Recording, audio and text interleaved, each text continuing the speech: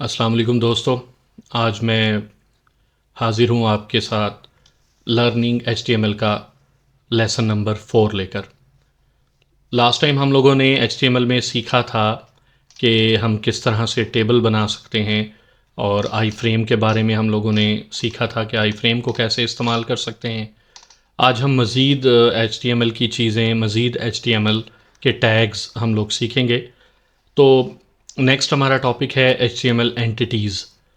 मेरा ख़्याल है आगे चलने से पहले मैं एक अपने इन एचटीएमएल के पेजेस को एक वेबसाइट की शक्ल दे देता हूँ, यानी जितने भी मेरे पेजेस हैं उनके लिंक्स मैं टॉप पे लगा देता हूँ। मैं आता हूँ ये बैक टू इंडेक्स, इंडेक्स वाली फ़ाइल में, और इंडेक्स वाली फ़ाइल में आके बॉडी में सबसे ऊपर जो हमने कल सीखा था टेबल, मैं टेबल एक टाइप करता हूँ और मैं चाहता हूँ कि टेबल के अंदर एक रो बने और उसके अंदर इस तरह देखिए एक रो बने, एक रो, और इसमें टीडी जो हैं वो तकरीबन 5 बन जाएं, और टैब दबाऊंगा तो ये देखिए मुकम्मल रो बन गया। इसमें मैं लिंक लगाता हूँ index dot H T M L का, उस पर लिख देता हूँ होम। दूसरे पे आता हूँ index two dot H T M L, और उसमें लिख देता हूँ मैं मोर या होम टू चलें। अब जो मैं एक नया एच टी एम एल का पेज बनाने जा रहा हूँ, अभी मैंने बनाया नहीं, ई एन टी उसको मैं कर देता हूँ, एंटिटीज़ को मैंने शॉर्टकट किया है, एंटिटीज़। इसी नाम का मैं एक पेज और बना लेता हूँ। यहीं पर right click, new file, file का नाम D N T dot H T M L. ये जो इंडेक्स में मैंने ये टेबल कॉपी किया है, अब इसको जो कल हमने सीखा था आल्ट शिफ्ट एफ, ऑटोमेटिकली मेरे कोड फॉर्मेटाइज हो जाएंगे। यहाँ पर शिफ्ट 1 एक्सक्लेमेशन साइन टैब दबाया और बॉडी में सबसे ऊपर वही टेबल जो मैंने बनाया है उसको कॉपी कर दिया। टाइटल में मैंने लिख दिया HTML एंटिटीज़। अब ज़रा ये इसको भी सेव करते हैं, index dot H T M L को भी। वेब पेज पर आते हैं, यही कोड हम HTML जो इंडेक्स 2 है उसमें भी पेस्ट करेंगे। ये देखें, ये एक किस्म के मेरे टॉप के लिंक्स बन गए। यहाँ मैं एंटिटीज़ के पेज में आ गया तो वो HTML एंटिटीज़ का पेज, जो कि अभी कुछ बना नहीं हुआ मेरे पास। अब मैं इसी की कॉपी लेके इंडेक्स 2 में भी पेस्ट कर देता हूँ, ताकि टॉप का जो मेरा मेन्यू है, किस्म का जो मेरा नेविगेशन मेरा बन रहा है, वो मेरा वहाँ पे भी मौजूद हो। इसको हम CSS की मदद से बाद में मैनेज कर सकते हैं, खूबसूरती से शो कर सकते हैं।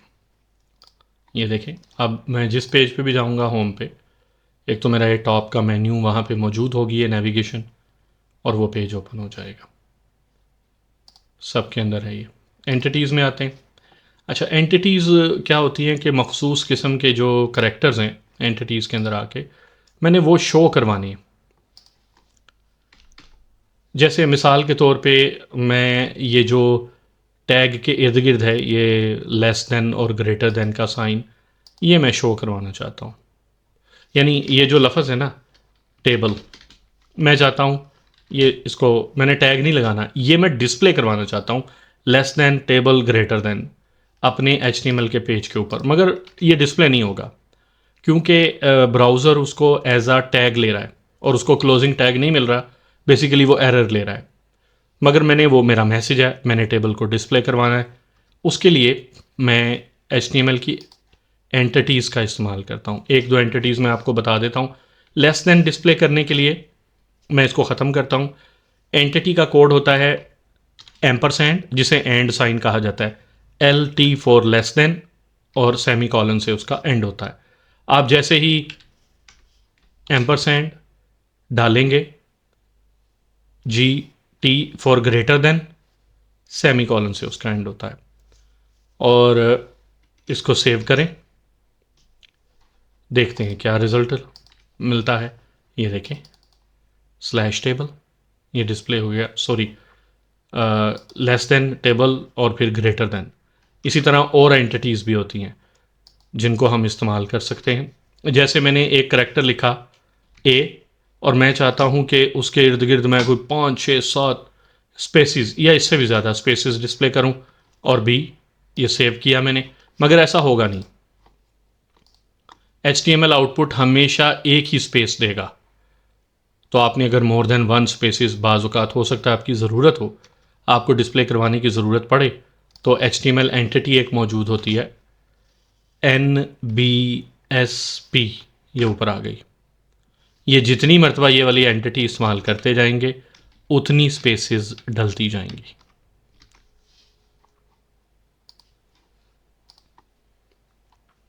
ये देखें, ए और बी के दरमियान ज़्यादा स्पेसिस आ गई।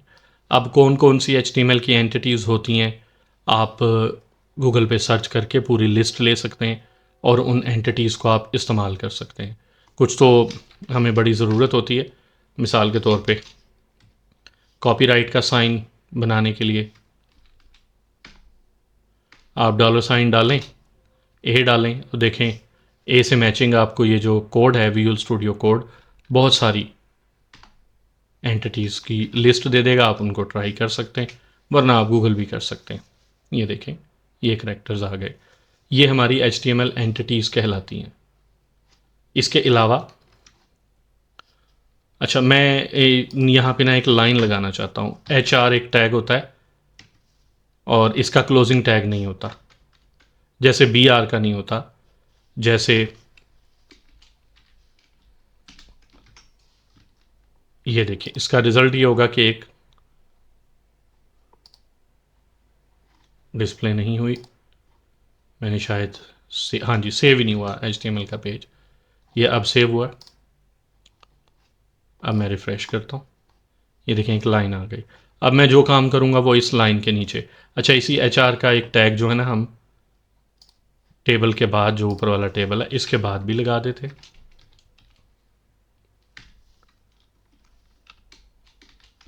सेव, रिफ़्रेश, देखें एक ऊपर लग गया, एक नीचे, ज़रा वाज़िया फ़र्क आ जाता है। अच्छा, नेक्स्ट हमारा टॉपिक है, जिस तरह से HTML एंटिटीज़ होती हैं, इसी तरह से HTML सिंबल्स होते हैं कुछ। उन सिंबल्स को हम लोग इस्तेमाल कर सकते हैं। जैसे मिसाल के तौर पे मैथ के बहुत सारे सिंबल्स होते हैं। $साइन पार्ट, $साइन पार्ट कह रहा हूँ, एम्परसेंड, मैं HR के बाद $sign, sorry, ampersand part hash colon, ये सिंबल्स कहलाते हैं। ये भी एक टाइप ही होती है एंटिटीज़ की, मगर ये कहलाते सिंबल्स हैं, जो कि डिफरेंट सिंबल्स इस्तेमाल होते हैं। जैसे सम का सिंबल होता है, आपने एक्सेल में भी देखा होगा सम का सिंबल,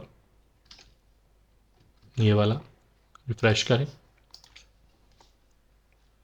ये सम का सिंबल। मैथ के इस तरह के ये भी आप सर्च कर सकते हैं, आपको बहुत सारे सिंबल्स की लिस्ट मिल जाएगी इंटरनेट के ऊपर। फिर इमोजीज़, HTML के अंदर कुछ इमोजीज़ भी होते हैं, जैसे स्माइलीज़, बड़े बड़े अच्छे स्माइलीज़ आजकल आए हुए हैं HTML के अंदर। मैं HR का टैग लगा के, ये एक स्माइली का फेस है, इसके नंबर्स ही होते हैं, कोई नाम नहीं होता। इसका रिज़ल्ट देखें, ये देखें एक स्माइली आ गया। मैं एक दो स्माइली आपको और दिखा देता हूँ, बाकी आप नेट पे सर्च करेंगे HTML इमोजीज़ के नाम से, तो आपको मज़ीद स्माइलीज़ या इस तरह के इमोजीज़ मिल जाएंगे। देखिए मुख्तलिफ़ नंबर्स हैं, आप मुख्तलिफ़ नंबर्स ट्राई भी कर सकते हैं। ये आ गया। आप डिफरेंट HTML के अंदर ये इमेज होते हैं, मगर ये इमेज के तौर पे काम नहीं करते। आप इसको कॉपी पेस्ट कर सकते हैं टेक्स्ट की तरह। और कहीं पे भी, यानी ये मैं कॉपी करता हूँ, नोटपैड ओपन करता हूँ, ये देखिए मैं पेस्ट कर सकता हूँ। ये HTML के इमोजीज कहलाते हैं। नेक्स्ट हमारा टॉपिक है जो कि बहुत इम्पॉर्टेंट है, वो है HTML के फॉर्म्स। हम अपने टॉप नेविगेशन मेन्यू के अंदर एक लिंक का और इजाफा करते हैं, H reference form dot HTML forms, इस तरह से। और इस टेबल में ना मैं थोड़ी सी चेंजेस ये करता हूँ कि बॉर्डर 1 जो हमने टेबल में पढ़ा था, और सेल पैडिंग 5। ज़रा देखें कैसा लगता है, फिर इसको कॉपी करके तमाम फाइलों में। जी मेरा ख्याल है ये बेहतर है। ओके, मैं इस टेबल को मुकम्मल कॉपी करता हूँ और सब में पेस्ट कर देता हूँ। index.html में भी रिप्लेस कर देता हूँ, सेव। index2.html में भी रिप्लेस कर देता हूँ, सेव। अब जो मैंने एक नई फाइल बनाई नहीं है अभी तक, उसका लिंक लगा दिया, वो यहाँ पे हम बनाते हैं।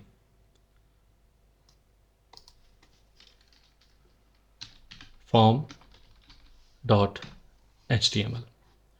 तो मैं इसकी मुकम्मल कॉपी ले लेता हूँ एंटिटीज़ वाली फ़ाइल की, इसमें पेस्ट किया। तो टेबल के नीचे का जितना पोर्शन है वो मैंने डिलीट कर दिया। अब यहाँ पे हम लोग HTML फॉर्म लिखेंगे। ये आगे आने वाले जब आप मज़ीद एप्लीकेशंस बनाएंगे और HTML की वेब एप्लीकेशंस, तो उसमें फॉर्म जो हैं वो बहुत ज़रूरी होते हैं, मगर उनको समझना उससे ज़्यादा ज़रूरी होता है कि फॉर्म में किस किस किस्म के एलिमेंट्स होते हैं। आपने फॉर्म इस्तेमाल करना है तो फॉर्म और स्लैश फॉर्म का टैग लगा के उसके दरमियान में आप फॉर्म का इस्तेमाल करेंगे। फॉर्म की कुछ एट्रीब्यूट्स होते हैं, जैसा कि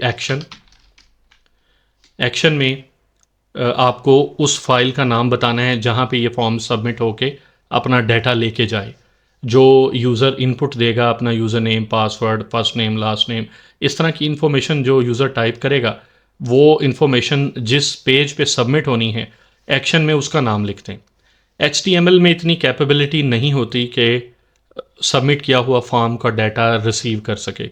इसके लिए आपको सर्वर लेवल की जो लैंग्वेजेस हैं, जैसे PHP, जैसे .NET, जैसे पाइथन, इस तरह की जो लैंग्वेजेस हैं उनका इस्तेमाल करना होता है। वो लैंग्वेजेस आपका डाटा रिसीव करके वो डाटा आप डेटाबेस में सेव कर सकते हैं, डिस्प्ले करवा सकते हैं, या जो भी आप उससे काम लेना चाहें।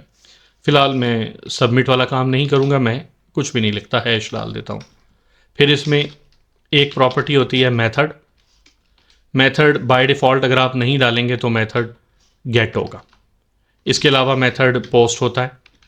गेट और पोस्ट में फ़र्क ये है कि गेट में डाटा आपके URL के साथ जाता है और आपको नज़र आ रहा होता है क्यूरी स्ट्रिंग की शक्ल में। पोस्ट मेथड से अगर आप फॉर्म को सबमिट करेंगे तो डाटा नज़र नहीं आएगा, वो हिडन फॉर्म में आगे सबमिट होगा। जैसे यूज़र नेम पासवर्ड लॉगिन के लिए जब आप डालते हैं तो डेफिनेटली आपने यूज़र नेम पासवर्ड शो नहीं करना है URL के अंदर, हिडन आपने सबमिट करना है, तो वो मेथड पोस्ट के साथ करेंगे। अच्छा, नीचे इसके अंदर आते हैं फॉर्म के। यहाँ पे हम लोगों ने जो एलिमेंट्स हैं, जो सबसे कॉमन एक टैग होता है इनपुट, जिसका क्लोजिंग टैग नहीं होता। ये देखें, मैंने बस इनपुट टेक्स्ट लिखा, एक टेक्स्ट बॉक्स बन गया। मैं इसके अंदर कुछ भी लिख सकता हूँ, सबमिट करूँगा तो वो फॉर्म सबमिट हो जाएगा इस टेक्स्ट के साथ। मगर सबमिट करने के लिए कुछ प्रॉपर्टीज़ हैं जो आप इसके साथ डाल सकते हैं। नंबर 1, आप बताएं इसका नाम क्या है। आपने कहा इसके अंदर फर्स्ट नेम लिखेंगे, कोई भी नाम दे दें, फिर इस नाम से ये सबमिट होगा। मैं ज़रा सबमिट करके आपको इसकी एग्जांपल दिखाता हूँ।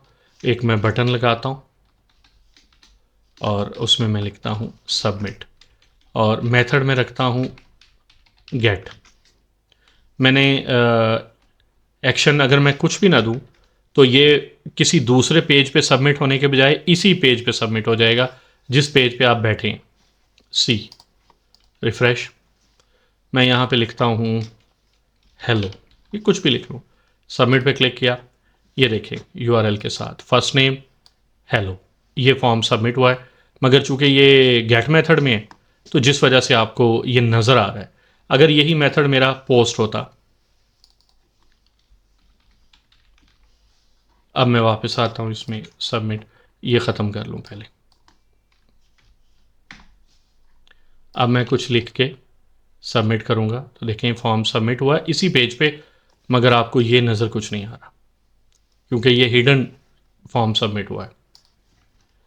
अच्छा, इस इनपुट टाइप में हम लोग प्लेस होल्डर की एक प्रॉपर्टी होती है, टाइप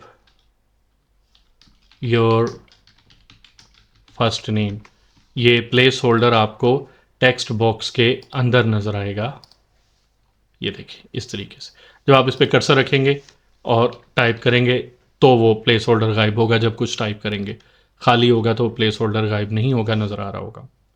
इनपुट सबसे इम्पोर्टेंट फॉर्म का एलिमेंट है, मैं हर इनपुट के बाद बी आर का टैग लगाता हूँ ताकि हर इनपुट नए लाइन के ऊपर आए। इनपुट टाइप के अंदर कौन कौन सी टाइप्स होती हैं, नंबर, अब आप इसके अंदर सिर्फ नंबर टाइप कर सकते हैं, ये देखें रिफ्रेश,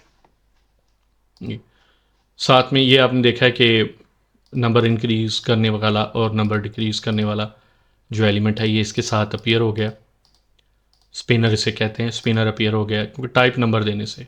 मैं इसमें चाहूँ भी तो मैं कोशिश कर रहा हूँ अल्फ़ाबेट्स टाइप करने की, नहीं कर सकता, इसमें नंबर्स ही टाइप होंगे और इसकी बहुत सारी मज़ीद प्रॉपर्टीज़ हैं। मिसाल के तौर पे मिनिमम नंबर मैं कहता हूँ 0 हो, सेव, यानी इसमें मैं माइनस में वैल्यू नहीं डाल सकता, ये देखें मैं इसके अंदर मैं कोशिश कर रहा हूँ माइनस में वैल्यू डालने की, नहीं डाल सकता। हाँ, अगर मैं टाइप करके डाल दूँ वो डल जाएगी, मगर जब मैं फॉर्म सबमिट करने लगूंगा तो फॉर्म सबमिट नहीं होगा। ये डिफ़ॉल्ट बिहेवियर है ब्राउज़र का, वो खुद ही उसने एक मैसेज दे दिया, ये देखें value must be greater than और इक्वल टू 0, उसने कहा कि आप इससे बड़ी वैल्यू ही सबमिट करेंगे, ये नहीं कर सकते। फिर एक और एट्रीब्यूट होता है रिक्वायर्ड। रिक्वायर्ड का मतलब है कि आप फॉर्म सबमिट नहीं कर सकते इसमें कुछ ना कुछ टाइप किए बगैर, ये लाजमी रिक्वायर्ड है फॉर्म सबमिट के लिए। आप जिसके साथ भी रिक्वायर्ड लगा दें, चाहे वो ना कोई भी रिक्वायर्ड आप लगा दें। अब सेव नहीं किया मैंने, सेव, रिफ्रेश, देखिए मैं कुछ भी नहीं टाइप कर रहा और फॉर्म सबमिट करने की कोशिश करता हूँ तो उसने कह दिया कि please fill out this field. अगर मैं इसमें कुछ टाइप कर देता हूँ, मैंने नीचे वाले को भी रिक्वायर्ड कहा है तो वो नहीं जाएगा आगे, please fill out this field. और इसके अलावा मिनिमम के साथ साथ मैक्सिमम, आप मैक्सिमम इतनी बड़ी वैल्यू टाइप कर सकते हैं। फिर एक चीज़ नंबर में आपने नोट की कि मैं डेसिमल में वैल्यू नहीं लिख सकता, ये सबमिट ही नहीं करेगा, क्योंकि मैंने इसमें एक और एट्रीब्यूट होता है स्टेप्स का। अगर आपको डेसिमल में वैल्यू लिखनी है तो आपने स्टेप 0.5, मैंने स्टेप आधा नंबर 0.5 का बताया, अब मैं सिर्फ 0.5 के फ्रीक्वेंसी से ही नंबर इसमें टाइप कर सकता हूँ। ये देखें जब मैं इसमें नंबर इंक्रीज़ करूँगा तो ये ऑटोमेटिकली इंक्रीज़ 0.5 के उससे हो रहा है नंबर के हिसाब से। तो मैं अगर ऐसा लिखूँगा जो 0.5 के ज़ुमरे में नहीं आता तो फॉर्म सबमिट नहीं होगा। पहले तो ऊपर वाले का एरर दिया, अब ये देखें फॉर्म सबमिट नहीं होगा। Please enter a valid value, the two nearest valid values are 2.5 and 3, यानी या तो मैं 2.5 लिखूँ या 3 लिखूँ, जो स्टेप्स मैंने बताएं। अगर मैं चाहता हूँ हर किस्म का नंबर लिख सकूँ तो 0.01, अब मैं कोई भी दो इंटीजर तक की वैल्यूज़ डाल सकूँगा, कुछ भी लिख सकूँगा, 3.65 कुछ भी 66 कर दूँ, अब ये सबमिट हो जाएगा, कोई एरर नहीं आया, ये इसका फ़ायदा है। और इसको भी लाइन ब्रेक करता हूँ, इनपुट टाइप डेट, बस मैं इतना करता हूँ, ऑटोमेटिकली मेरा डेट पिकर बन जाएगा इसके अंदर। ये देखें खुद ब खुद ही ब्राउज़र ने डेट पिकर बना दिया।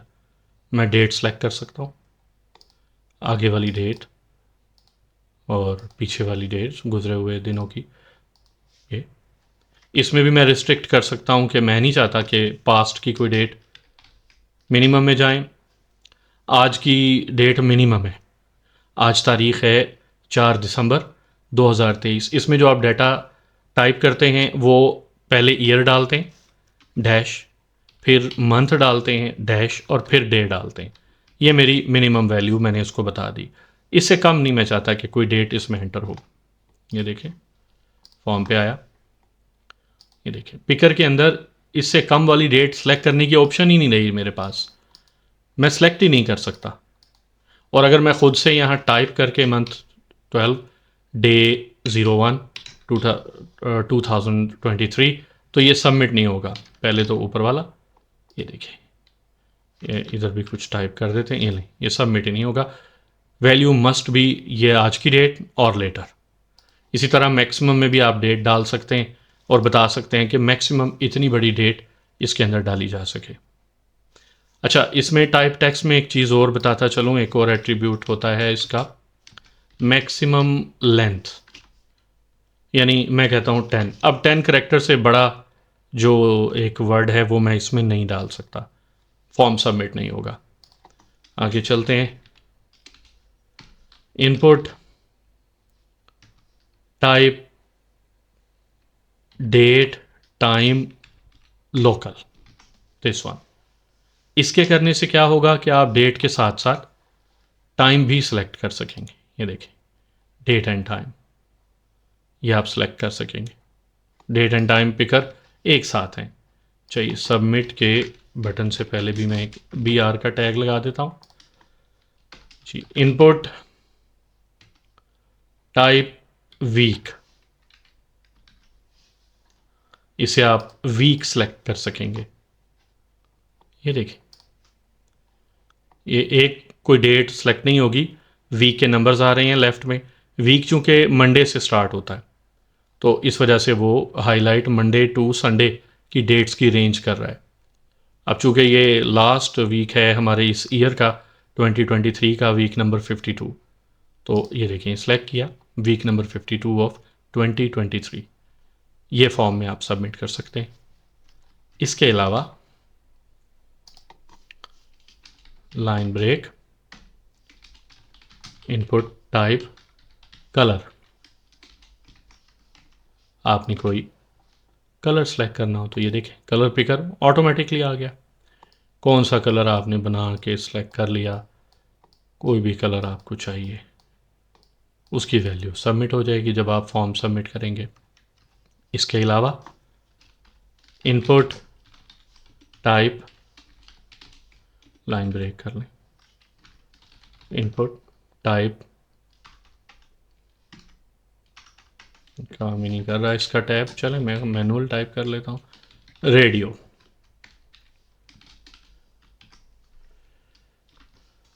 रेडियो बॉक्स जो कि गोल दायरे की शक्ल में होते हैं, इस तरह से सिलेक्ट होते हैं।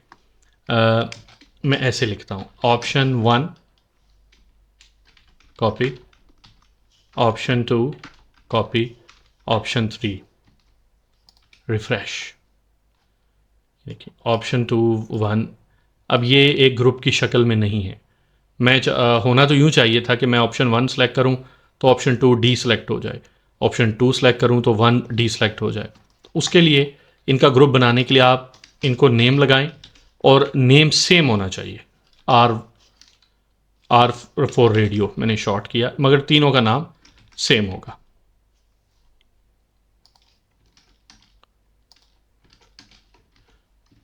रिफ्रेश, आप देखें ये ग्रुप की शक्ल में बन गए। ऑप्शन 2 को अब मैंने सेलेक्ट किया, ऑप्शन 3 को तो ऑप्शन 2 ख़त्म हो गया, 1 को सेलेक्ट किया, अब ये एक ग्रुप की शक्ल में है। और मैं चाहता हूँ कि मुझे ये देखें मैं ऑप्शन 2 पे क्लिक कर रहा हूँ, नहीं कुछ हो रहा, मुझे लाजमी है कि इसमें रेडियो बटन के ऊपर ही क्लिक करना पड़ रहा है। उस मकसद के लिए आप इसको कोई आईडी लगा दें। आईडी का एक इस्तेमाल HTML में आ ही गया, R1 सबको यूनिक आईडी लगा दें, R2 R3, क्योंकि मैंने बताया था कि आईडी यूनिक ही होगी, हर एलिमेंट के लिए। लेबल, लेबल का एक टैग होता है और ये ऑप्शन 1 आप इसके अंदर लिखें और लेबल में आप लगाएंगे फॉर R1, यानी आपने ये कहा है कि ऑप्शन 1 पे जब क्लिक किया जाएगा तो वो ऑटोमेटिकली R1 का जो रेडियो है उसको सिलेक्ट कर लेगा। मैं इसकी कॉपी करता हूँ। Option 2 for R2, option 3 for R3, save किया, रिफ्रेश किया। अब देखें ऑप्शन 3 के टेक्स्ट पे क्लिक कर रहा हूँ तब भी वो सिलेक्ट हो रहा है, या मैं डायरेक्ट रेडियो पे क्लिक करूँगा तब भी वो सिलेक्ट होगा। तो दोनों तरीक़ों से ये काम करेगा। इसको कहते हैं रेडियो बग्स का इस्तेमाल, रेडियो बटन का इस्तेमाल करना। अच्छा, मैं चाहता हूँ जब मेरा ये पेज ओपन हो तो ऑप्शन 2 बाय डिफ़ॉल्ट सिलेक्टेड हो, मुझे ना करना पड़े इसको सिलेक्ट। तो उसके लिए ये जो इनपुट टाइप लगाया है रेडियो, इसमें आप एक एट्रीब्यूट डाल दें चेक्ड। बाय डिफ़ॉल्ट ये चेक्ड हो। रिफ़्रेश, ये देखें ऑटोमेटिकली ऑप्शन 2 चेक्ड है। फिर रिफ़्रेश करता हूँ, रिफ़्रेश, ये देखें ऑटोमेटिकली चेक्ड है। इसी तरह लाइन ब्रेक के बाद इनपुट टाइप चेक बॉक्स, ये बिल्कुल इसी तरीके से काम करेगा। सिर्फ फ़र्क ये होगा कि ये चेक बॉक्स होगा टिक वाला, चेक 1। इसकी कॉपी लें। रेडियो में और चेक बॉक्स में फ़र्क ही यही होता है कि रेडियो को आप इस्तेमाल करते हैं किसी एक सिंगल चॉइस के लिए, जबकि चेक बॉक्स को आप इस्तेमाल करते हैं मल्टीपल चॉइसेस के लिए।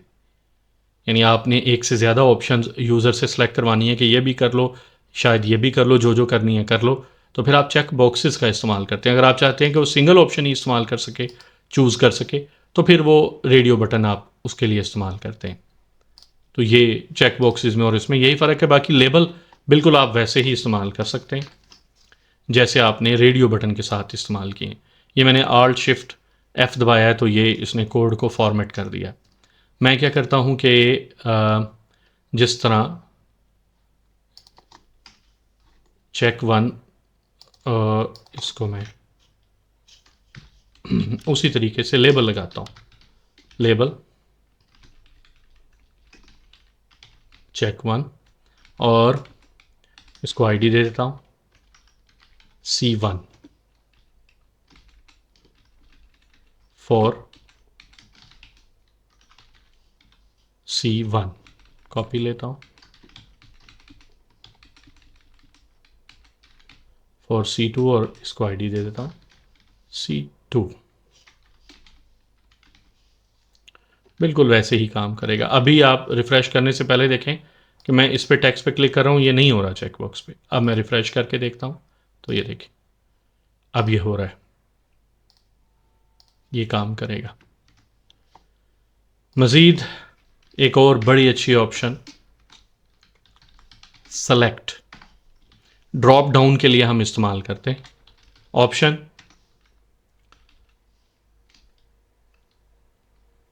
ऑप्शन 1, मैं इसकी कॉपी करता जाता हूँ। ऑप्शन 2,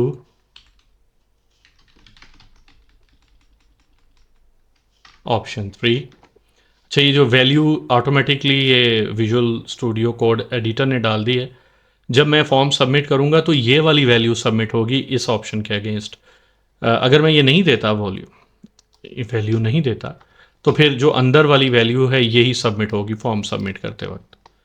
ये डिस्प्ले कैसे होगा ये देखें।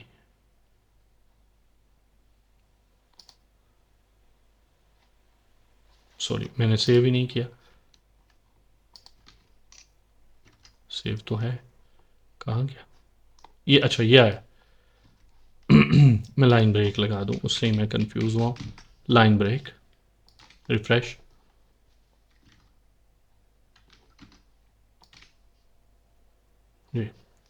ये देखें ऑप्शन 1, ऑप्शन 2, ऑप्शन 3 सेलेक्ट के अंदर। इसमें मैं मज़ीद मैं चाहता हूँ कि इसका साइज़, ठहरें पहले मैं ऑप्शंस थोड़ी सी ज़्यादा कर लेता हूँ।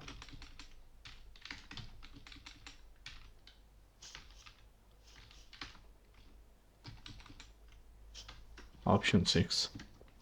अब ये इसमें चीज़ें ज़्यादा हो गई, ये देखें 6 ऑप्शंस तक आ गई। अगर मैं इसका साइज़ इंक्रीज़ करता हूँ, इसकी एक प्रॉपर एट्रीब्यूट लगाता हूँ साइज़ 3, तो क्या होगा, इस तरीके से शो हो जाएगा। अच्छा, मगर इसमें मैं चाहता हूँ कि मैं एक से ज़्यादा ऑप्शंस सेलेक्ट कर सकूँ, वो मेरे पास नहीं आई। मैं कंट्रोल दबा के मैं दूसरी ऑप्शन पे क्लिक कर रहा हूँ या शिफ्ट दबा के, काम नहीं कर रहा। उसके लिए आपको एक और एट्रीब्यूट का इस्तेमाल करना पड़ेगा, मल्टीपल। जब आप इसके साथ मल्टीपल की ऑप्शन लगा देंगे और फिर देखें ऑप्शन 1 कंट्रोल दबा के मैं चाहता हूँ कि ऑप्शन 3 भी, अब दोनों ऑप्शन सेलेक्ट हैं। तो इस तरीके से आप अपनी इस सेलेक्ट को, अपने इस ड्रॉप डाउन को इस्तेमाल कर सकते हैं। इसके अलावा मैं चाहता हूँ मैं फॉर्म सबमिट करते वक्त कोई फ़ाइल भी अपलोड करना चाहता हूँ, तो टाइप फाइल इतना बता दें, सी, देखें क्या होता है। रिफ्रेश, ये एक फ़ाइल सेलेक्टर आ गया। ओह सॉरी, इस पर क्लिक करें लाइन ब्रेक करके, तो आप कोई भी फ़ाइल सेलेक्ट कर सकते हैं और ये अपलोड हो जाएगी। अच्छा, इसमें मज़ीद बड़ी अच्छी ऑप्शंस आती हैं, वो ये, मैं चाहता हूँ कि मैं यहाँ पे मेरा जो यूज़र है वो सिर्फ़ और सिर्फ इमेजेस सेलेक्ट कर सके। अभी देखें HTML भी आ रहा है, अगर और कोई फ़ाइल टाइप होती, तमाम फाइल्स, ये यहाँ आप देख सकते हैं ऑल फाइल्स। मैं चाहता हूँ कि नहीं, मेरा यूज़र सिर्फ़ और सिर्फ इमेजेस देख सके, अपलोड कर सके। इमेज एक्सेप्ट का एट्रीब्यूट लगाएं, इमेज स्लैश स्टैटिक, यानी हर किस्म के इमेज।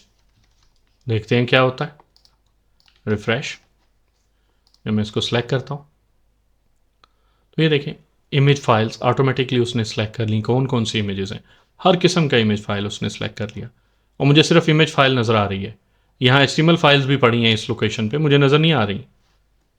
मैं चाहता हूँ कि सिर्फ JPG इमेजेस हों जी, तो ये देखिए मैं मेंशन कर सकता हूँ इमेज स्लैश JPEG।